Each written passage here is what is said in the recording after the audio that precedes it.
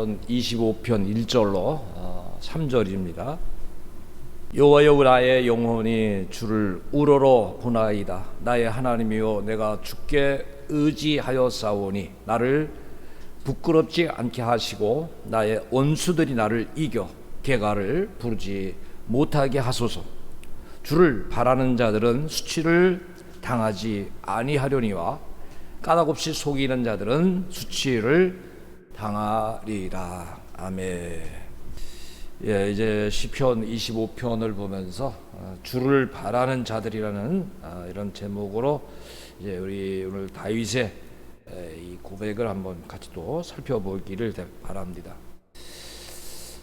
하나님의 도움을 구하기 전에 자신의 그 고뇌들을 이렇게 말하면서 먼저 하나님 앞에 나는 하나님께 향한 이런 신뢰함을 가지고 있습니다 라는 고백이 오늘 본문 속에서 나오는 다윗의 고백입니다. 다르게 보면은 도움을 요청하기 전에 나는 하나님 앞에 이런 사람입니다 이런 고백입니다. 그러니까 우리들이 하나님 앞에 어떤 사람으로 나가야 되느냐, 성경은 히브리서 11장 6절에 이렇게 말씀하잖아요. 믿음이 없이 하나님을 기쁘시게 하지 못한다. 그러니까 우리가 먼저 하나님 나는 믿음의 사람이다 이런 고백이죠. 그리고 하나님께 나가는 자는 반드시 그가 계신 것, 하나님 저는 하나님 계심을 믿습니다 이런 고백이고, 또 그가 자기를 찾는 자들에게 상주신이심을 믿어야 할지니, 그러니까 하나님께 갈 때 하나님께서 인도하시고 피할 길 주시고 도움 주실 것을 믿습니다 이런 고백을 먼저 선언하는 것이 오늘의 말씀이라고 볼 수가 있습니다. 그래서 이 다윗의 고백은 오늘은 그 3절까지를 보지만은 같은 내용들이 한 절 한 절 속에 이렇게 잘 들어가 있습니다. 먼저 1절을 보면은 여호와여 나의 영혼이 주를 우러러 보나이다. 그러니까 지금 내가 기도하기 전에 하나님을 향하고 있습니다. 근데 이것은 우러러 보겠다고 하는 것은 이제껏 또 우러러 보았지만 현재도 하나님을 바라보고 계속적으로 나는 하나님만을 향하겠습니다. 그러니까 나의 행동은 오직 하나님만을 바라보겠습니다라는 그런 고백을 하고 있는 것입니다. 사람도 말입니다. 사랑의 고백을 할 때가 있어요. 사랑합니다. 앞으로도 사랑합니다. 그런 고백이 어떻게 보면 중요합니다. 신뢰를 주고 있잖아요. 지금 하나님을 향한 우리의 고백이 그런 것입니다. 나는 어떤 상황이 있어도 하나님을 의지하겠습니다. 나의 삶에 좋은 날이 오나 힘든 날이 오도 나는 하나님을 향하겠습니다. 이런 고백을 하고 가는 것과 똑같다고 하는 것입니다. 그리고 이것은 어떤 유혹이 나에게 다가와도 나는 하나님에게만 소망을 두겠다 그런 고백입니다. 이런 고백을 우리가 볼 때 왜 이 고백이 필요하냐, 우리가 두 주인을 동시에 섬길 수가 없죠. 야고보서를 보면은 1장 6절로 8절은 여기에 대해서 이렇게 말씀하고 있습니다. 오직 믿음으로 구하라. 그러니까 다윗의 고백이 우리가 이해가 가는 것입니다. 나는 하나님만 믿습니다. 하나님만 신뢰합니다. 하나님만 바라봅니다라는 거죠. 그러면서 야고보에서는 조금 더 의심하지 말라. 의심하는 자는 마치 바람에 밀려 요동하는 바다 물결 같으니 이런 사람은 무엇이든지 주께 얻기를 생각하지 말라.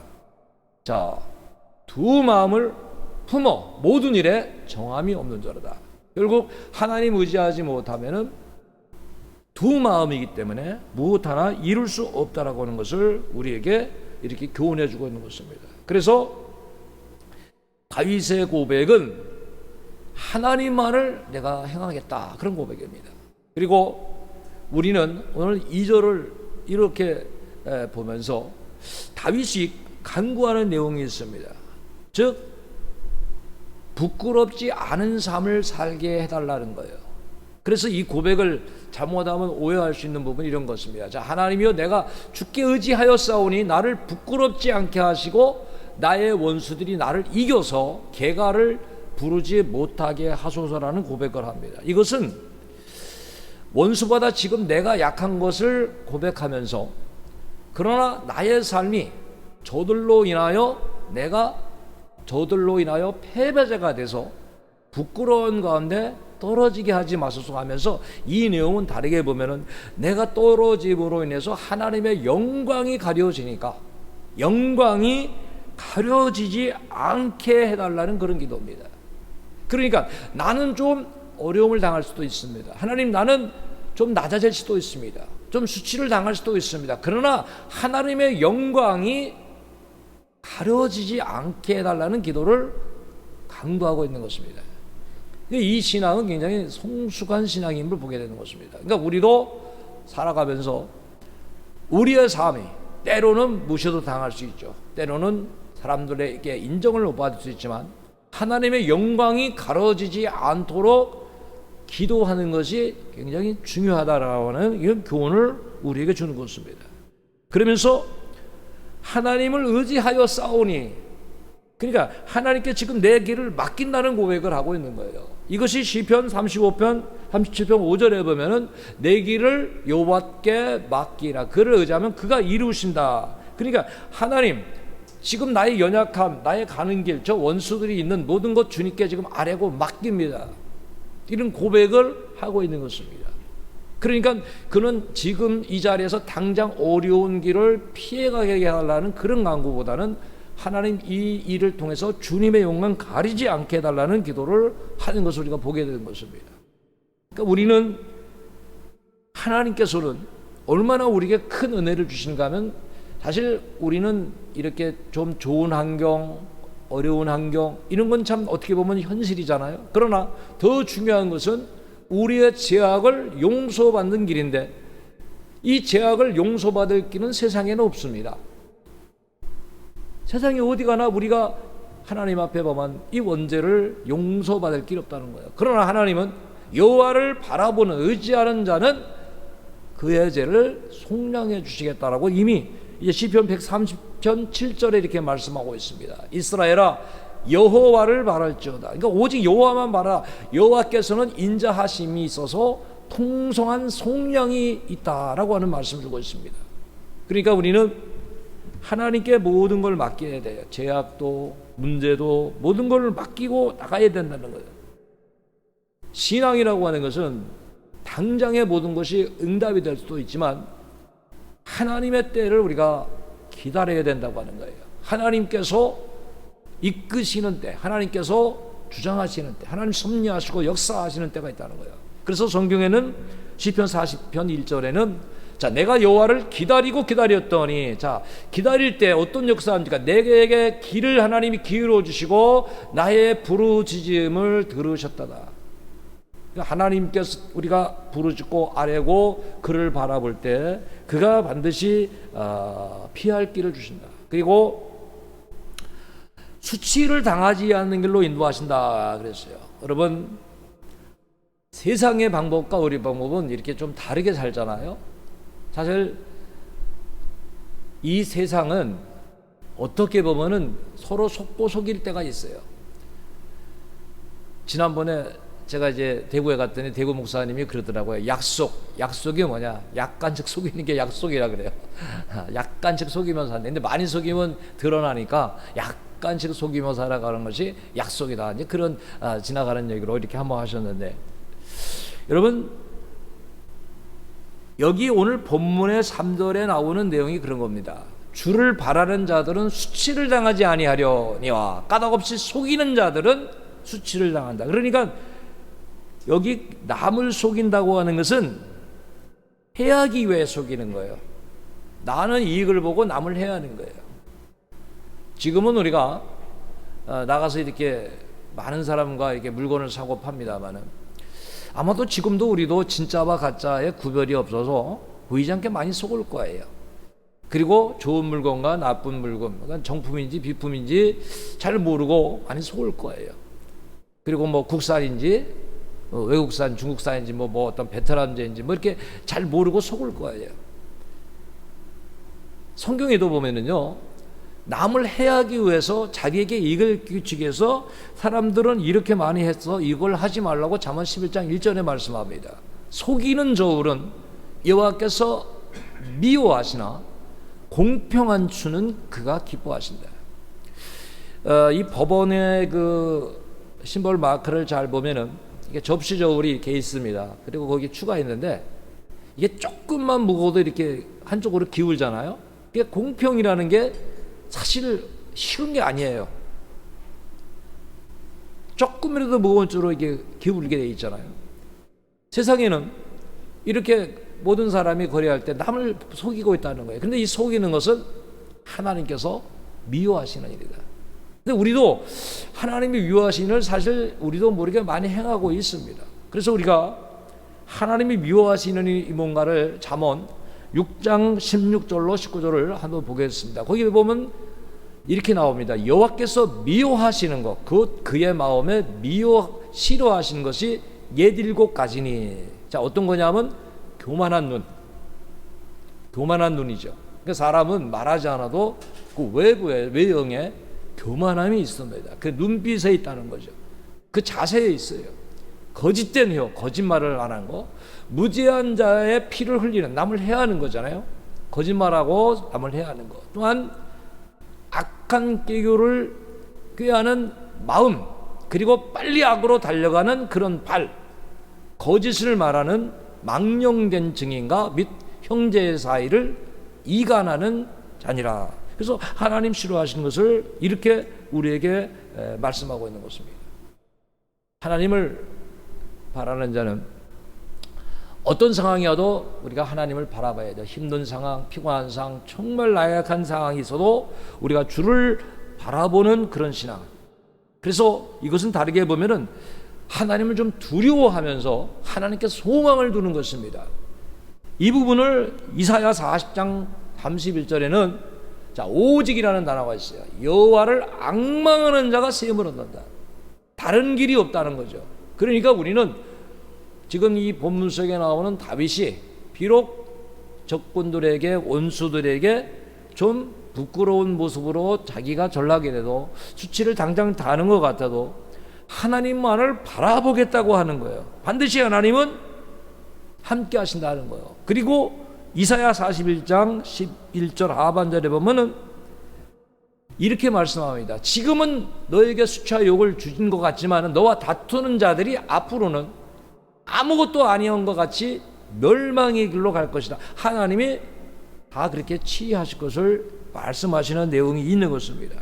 그래서 우리는 우리의 삶에는 오늘 다윗의 고백처럼 하나님을 향한 시선이 있어야 된다는 거예요. 나는 하나님만을 바라보겠습니다.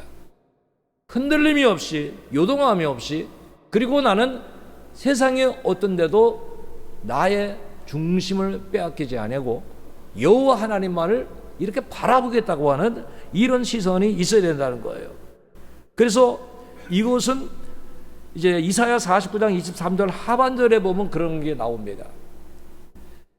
내가 나를 여호와인 줄을 알리라. 나를 바라는 자는 수치를 당하지 아니하리라. 그러니까 우리의 신앙은 하나님을 바라보는, 제가 이제 지난주에는 최근에 말씀을 살폈던 예레미야를 다시 살피면서 제목이 뭐냐면 부르짖는 자예요. 부르짖자. 그러면 하나님을 향하는 자의 특징이 뭐냐면 하나님을 향하여 부르짖고 기도한다는 거예요. 그러니까 우리 신앙이 과연 하나님을 향하고 있는가, 기도하고 있고 부르짖는가. 시편 22편 5절에 오늘 이 말씀과 연관된 부분을 보면은 그렇게 나옵니다. 그들이 주께 부르짖어 구원을 얻고 주께 의뢰하여 수치를 당하지 아니하였나이다. 그러면서 이어서 잠언 3장 35절에 이렇게 말씀합니다. 지혜로운 자는 영광을 기업으로 받지만 미련한 자의 영달함은 수치가 되니까, 미련한 자들이 지혜롭고 귀하게 되는 자리에 올라갈다 할지라도 그런 자체가 수치로움을 느낄 수밖에 없게 그렇게 전락한다는 거예요. 그 사실 세상에 지혜를 가졌지만은 그렇게 존경을 못 받는 사람들이 있죠. 아무리 높은 자리에 있어도 그 존귀함이 오히려 그들에게 모욕거리가 되는 그런 경우를 볼 수 있다는 거예요. 이것은 하나님께서 주장해 가신다고 하는 거예요.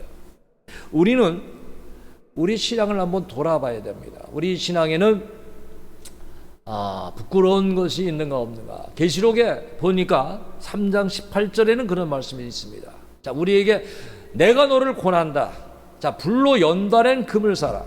그리고 너를 부유하게. 우리 신앙적으로 정말 믿음에 부요한가. 그리고 우리의 삶이 흰옷을 사서 정말 이 벌거벗은 수치가 없는 삶인가. 안양을 해서 정말 영적으로 볼 수 있는 그런 눈이 되라고 하는 것을 우리에게 말씀하고 있습니다. 그러니까 이런 부분이 없는 것이 수치로운 것이라는 것을 말씀하고 있는 것입니다. 그러니까 세상에 사람들에게 부끄러운 일, 수치로운 일을 당하는만 생각할 것이 아니라 지금 우리가 성경적으로도 과연 나는 영적으로 어떤 사람인가?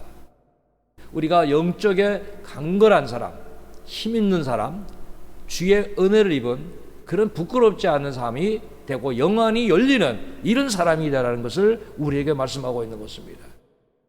자, 성숙한 신앙인이 우리 하나님의 일꾼입니다. 여러분, 교회의 일꾼을 세울 때 아무나 세울 수 사실은 없잖아요.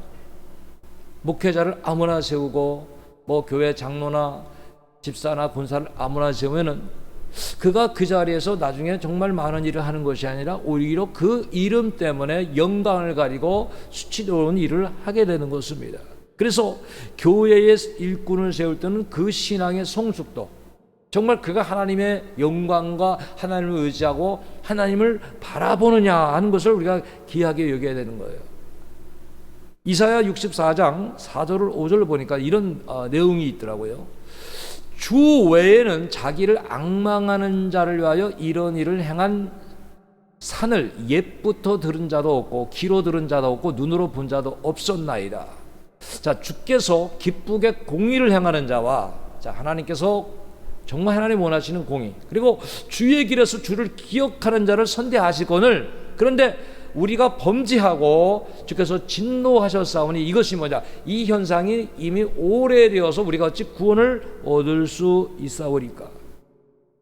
너무도 그러니까 하나님을 바라보지 않는, 선한 길에 서지 않는, 공평의 길에 서지 않는, 두 주인을 섬기는 길에 너무 오래 그 자리에 머물러서 그 현상이 이미 오래돼서 돌아오지 못하고 있는 그런 부분을 성경이 말씀하고 있습니다. 자, 한 주간을 보내면서 어떻습니까? 생활에 조금 이렇게 지난주와 어떤 조금 변화가 있습니까? 저도 이렇게 한 주간을 보면은 이상할 만큼 제 습관 속에 이렇게 살아가더라고요. 그렇죠? 변화가 쉽지가 않잖아요. 그러니까 우리가 신앙도 정말 하나님 앞에 간구하고 성령의 힘을 힘입지 않는다면 우리가 가지고 있는 하나님께서 싫어하시는 현상들을 이렇게 바꿔가기가 쉽지 않다라고 하는 거예요. 이 부분을 이사야 64장 7절은 이렇게 말씀합니다. 주의 이름을 부르는 자가 없다는 거예요. 그러니까 우리가 오늘 제목이 뭡니까? 주를 바라보는 것인데, 바라보지 않는 자의 특징은 주의 이름을 부르지 않고 스스로가 분발하는 자도 없고 주를 붙잡는 자도 없고, 그러니까 주님께서 우리에게 얼굴을 숨기시고 우리의 죄악으로 말미암아 소멸하게 하시고 있다는 거예요. 그러니까 우리는 이제 이 반대로 불러야 돼요. 분발해야 돼요. 주를 붙잡아야 된다는 거예요. 이게 우리가 주님을 향해야 된다는 거예요. 하나님은 오늘도 우리가 기도하기를 원하십니다. 자녀가 부모를 부르면 부모가 빨리 쳐다보잖아요. 신기하리만큼 큰 소리 지르고 급한 소리 지를수록 쳐다보잖아요. 똑같습니다. 하나님도 오늘 우리에게 이사야 65장 24절을 통해서 그들이 부르기 전에 내가 응답하겠다. 자, 그들이 말을 마치기 전에도 내가 들을 것이라고 이제 말씀하고 있는 것입니다. 그러니까 우리는 하나님을 바라보는, 그럼 바라보는 것은 이제 부르는 거잖아요. 의지하고 붙잡는 거잖아요. 이제 우리의 삶 속에 이것이 자리하도록 해야 된다는 거예요. 자, 마지막 한 절을 더 보겠습니다. 예레미야 29장 12절에 같이 읽읍시다. 너희가 내게 부르짖으며 내게 와서 기도하면 내가 너희들의 기도를 들을 것이요. 자, 이제는 온다는 것이 뭡니까? 방향을 바꾸고 하나님을 향하는 것입니다. 그러니까 우리가 지금 방향을 바꿔야 된다는 거예요. 방향을 바꾸지 않고는 하나님께 와서 부르짖고 기도할 수가 없다는 거죠. 오늘 하나님만을 바라는 그런 신앙의 성숙. 그래서 본문은 여호와여 나의 영혼이 주님의 도움을 바라보고 내가 주님만을 의지한다는 그런 고백은 오늘 우리들에게 신앙의 모범이 되고 있는 거예요. 무엇인가를 구하기 전에 하나님 나는 주님을 의지합니다. 난 주님 바라봅니다. 나는 어떤 상황이 와도 하나님을 우러러보겠습니다. 이런 고백을 하고 있는 것입니다. 우리의 신앙이 하나님을 우러러보고 하나님을 부르고 하나님을 붙잡고 하나님을 향하는 신앙, 그리고 내 삶이 좀 어렵고 힘들어도 영광 가리지 않는 삶을 살겠다는 이런 고백이 우리의 고백이 되어야 될 줄로 믿습니다. 그래서 우리는 다윗의 이 모범적인 이 기도문에서 좋은 것을 배워가는 우리 모두가 되기를 바랍니다. 기도하겠습니다. 살아계시고 전능하신 아버지 하나님, 우리들이 이제 어떤 일을 행하기 전에 하나님을 의지하고 하나님을 신뢰하고 하나님만을 바라보는 신앙에 온전하게 서기를 원합니다. 주여, 하나님 영광 가리지 않는 삶, 하나님이 기뻐하시는 길로 가는 삶, 우리의 삶 속에서 오직 여호와 하나님만을 부르며 붙잡고 바라보며 주의 영광에 살아가는 삶이 되도록 우리 모두를 인도하여 주시옵소서. 우리 주님 말씀하신 대로 먼저 하나님의 나라와 그 의를 구하라고 말씀하신 대로 하나님 앞에 정말 하나님의 나라에 합당한 삶, 하나님의 나라를 이루기 위하여 하나님이 보시기에 합당한 하나님 앞에 의로운 삶을 살아가도록 우리 모두를 붙잡아 주시고 인도하여 주시고 우리의 속사람, 우리의 영혼에 온전한 새로운 삶, 하나님을 향한 삶이 일어나도록 성령님이여 강하게 붙잡아 주시고 인도하여 주시옵소서. 이제 나라와 민족에 나갈 길을 하나님이여 인도하시고 하나님이여 모든 교회들과 모든 주의 종들과 주의 백성들을 붙잡아 주시고 우리 주사람교회와 성도들, 그리고 이 시간 예배드리는 모든 성도들을 붙잡아 주시고 연약한 성도들 하나님의 영광 위에 살 수 있도록 믿음도 강건함도 형통함도 하나님 은혜 내려 주시옵소서. 이제 우리 앞길을 주님께 맡깁니다. 예수 그리스도의 이름으로 감사하며 기도하옵나이다. 아멘.